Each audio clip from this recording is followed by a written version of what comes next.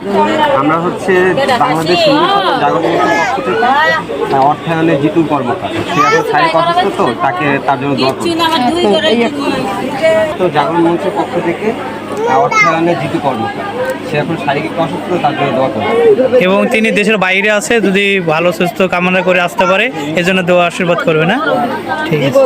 জাগরণ মঞ্চের পক্ষ থেকে অর্থায়নে জিতু কর্মকার, তার জন্য দোয়া করবে। সে শারীরিক অসুস্থ, তো যার কারণে সে আসতে পারে।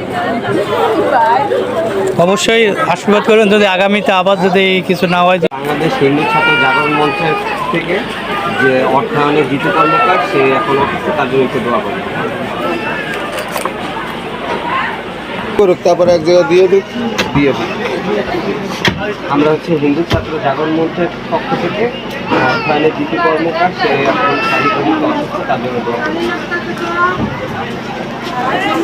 আমরা বাংলাদেশ হিন্দু ছাত্র জাগরণ মঞ্চ থেকে তো আমাদের এই অর্থায়ন করেছি জিতু কর্মকার।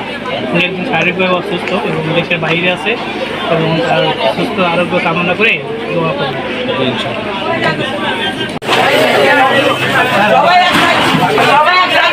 বাংলাদেশ হিন্দু ছাত্র জাগরণ মঞ্চ থেকে আমাদের অর্থায়ন হচ্ছে জিতু কর্মকার দাদা। উনি দেশের বাইরে আছে এবং অসুস্থ গান আছে। হ্যাঁ, ওনার শারীরিকভাবে উনি অসুস্থ আছে এবং উনি তাড়াতাড়ি সুস্থ হয়ে আমাদের আসতে পারে এবং আশীর্বাদ এবং দোয়া করবেন। ঠিক আছে, এবং মন থেকে দোয়া করবেন। উনি সব একটু আমাদের মধ্যে দিয়ে দিচ্ছে। যাই হোক, আমরা অনেক দূর থেকে আইছি, সেই প্রায় আমার বাড়ির রংপুর, ওনার বাড়ির যে অর্থায়ন করছে টাকা পয়সা দিতে উনি শারীরিকভাবে অসুস্থ এবং দেশের বাইরে আছে।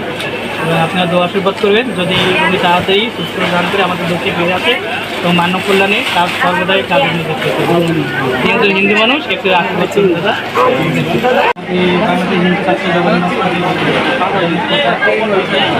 আমাকে অর্থায়ন জিতু কর্মকার, উনি শারীরিকভাবে যেহেতু তিনি অসুস্থ এবং আপনার কারণে একটু অল্প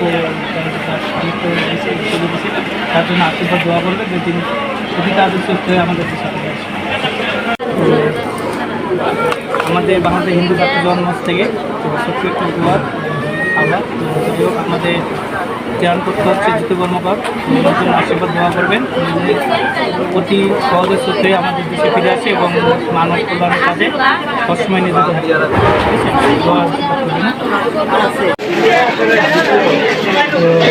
আমাদের বাংলাদেশ হিন্দু ছাত্র জাগরণ মঞ্চ থেকে অর্থায়নে জিতু কর্মকার আছে।